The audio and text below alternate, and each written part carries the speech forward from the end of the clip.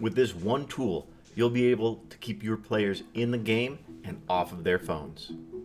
One of the absolute worst feelings I've ever had as a GM is pouring my heart and soul into a scene and then looking around the table and everybody is drilled into their phones or not paying attention. It's crushing. It sucks. These days, everyone's distracted all the time. It's unavoidable. But if you use Soundscapes at your table, you'll be able to keep your players more engaged, keep them more immersed in the action, and most importantly, everyone at the table is going to have a better time because you're all actually playing. First, we're going to go over why Soundscapes are so important, and then we'll get into the theory that I use to build them. Make sure you stick around to the end because I'm going to tell you how to build Soundscapes with almost no prep work, and I'll go over the techniques that I use in our shows. If your players aren't engaged, then they are not having a good time. By providing a soundscape, you're providing a subtle and constant hook for their attention. This is going to, at the very least, give them one more thing to pay attention to in-game to keep them from getting distracted. When done well, it can take exciting moments and elevate them to memorable moments that everybody's going to cherish for years. It can also give everybody at the table one more way to experience the story, one more way to engage with the narrative, and that's going to keep the player engaged. So instead of trying to use vocal sound effects and making a mockery of yourself or playing in silence, I really recommend using, at the very least, some simple soundscapes because they will truly elevate your game. Alright, now that you know how important it is to bring sound into your game, let's get into how you can actually do that. There are a ton of different platforms out there, from Syrinscape to Monument Studios to using a simple media player. So find the one that works best for you. Full transparency, we do use Syrinscape. They are not a sponsor, but it is the platform that I am most familiar with. So keep that in mind as we move forward with this. Like I said, there are two basic techniques that I will use when I'm building these soundscapes, and they are complementary. One builds off of the other. The first is the generic or the simple backing track, and then on top of that, I will build my set piece or my more cinematic soundscapes. A simple backing track can be one of the most effective ways to keep your players engaged, and it is as easy as pressing play. This technique requires almost no prep work, almost no effort ahead of time, and depending on the platform you're using, it's as simple as picking a playlist. Now, the most important aspect of this step is making sure that the music we pick fits the setting. If you get the wrong kind of music and it doesn't fit the setting, you're going to pull your players out of the fiction and have the opposite effect of what you're trying to do with this. So getting the style of music right is massive here.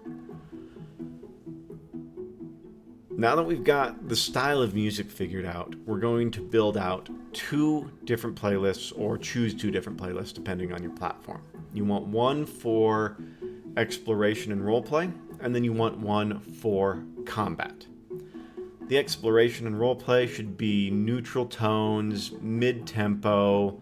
It's really there to just give the scene something to build around.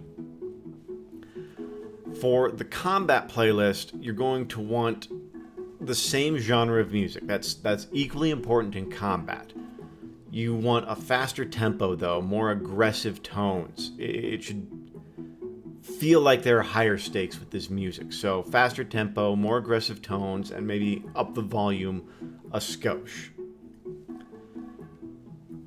Make sure you've got a handful of playlists in each of these songs so that things don't get repetitive.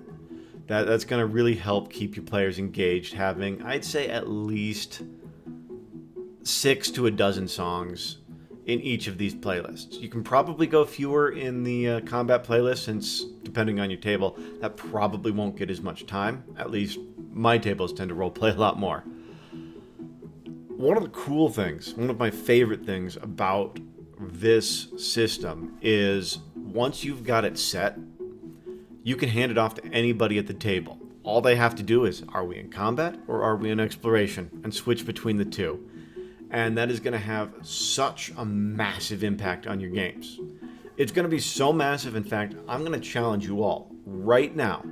If you're not using Soundscapes at your games, try the method I just went over. Try building a set of simple backing tracks for your table, and then let me know down in the comments how that worked for you. Did it make your games better? Did it ruin them? Let me know. I want to hear how you guys are using these techniques, because the more feedback I get from you, the better I can make these videos for you. So I challenge you right now, your next game, use a simple backing track, and then let me know down below how it went. Now, building more cinematic set pieces does take more time. It does take more work. It does take more effort. In my opinion, it is absolutely worth it because it elevates your soundscapes. It takes them to the next level. My general approach, I will build my cinematic or my set piece soundscapes on top of my generic backing tracks. So let's build one of these out. Let's build an example, and let's do a coastal marketplace. So let's get our generic backing track, just something to fill that space. Now that we've got that, what's the first thing you think of when you think of a marketplace, sound-wise? For me, it's vendors hawking their wares. But we can actually take it a little bit further. Do your characters speak the language of this marketplace, or are they in a foreign land? If they speak the language, then look for a barker that speaks your language in your sound files. But if your characters are in a place where they're unfamiliar, see if you can't find a barker speaking a foreign language that your players don't speak. That's going to add that much more immersion, that much more depth and nuance to it. And in finding these little things like this, you're going to find your voice in creating soundscapes. You're going to find your style. And that's one of the most fun aspects of building soundscapes, is figuring out how you do it. Now, after the barkers, what's next? Crowd. We've got crowd noises, so murmurs. These don't have to be intelligible. They're just there to convey that there is a mass of people. If you can find one that's got some elevated voices and maybe some laughing, that's even better. It's going to make it that much more dynamic, that much more interesting. So now we've got the feeling of a marketplace. We've got barkers and customers. Let's take it up to the next level. How do we sell that coastal marketplace? First thing we need is some lapping waves.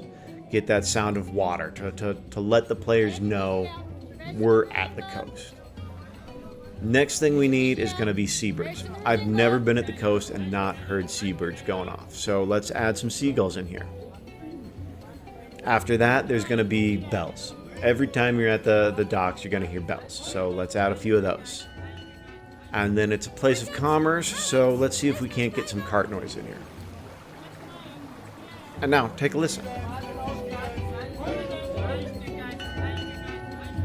Trinkets, relics, business favor. You can see we took what was just a simple backing track, and now we've painted a vivid scene for our players.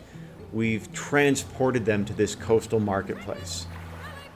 And you can see how just a few little extra elements can really elevate your soundscapes to something that's going to make your games feel cinematic. Now that you understand why soundscapes are so important and the basics on how to implement them, I'll give you a couple of the techniques that I use when I'm running a soundboard to really take it to the next level. The first one is use your one-shots, your non-looping sound effects. Syrinscape calls them one-shots. Use those. They're your friend, especially in combat. I like to use these as my players are describing their actions, especially kill shots. A well-timed spell noise or sword sound effect can really drive a moment home and really give your player that much more engagement, and it's a cool moment for them. One word of caution on these: be sure not to overuse them. They can really lose their impact if you use them a lot, especially really unique and individual sounds like the Wilhelm scream. I limit something like that to once a session, if that, just so that that sound will keep its punch. The next thing I'll suggest to you is build a couple of different generic playlists, a couple of different generic moods. You've already got your base generic backing track, your neutral. So in addition to that, I like to build a tense or a taut or a dramatic one that's got a little bit slower music with bigger tones. Think like daytime procedural TVs. Big tones, big dramatic noises, high tension strings, stuff like that. That's really going to drive your tense moments, your sneaking missions, or your difficult negotiations. Big non-combat story moments. And then the last trick I'll give you is give your bad guy, your big bad guy, a song. One song. Anytime he is in scene, this song starts.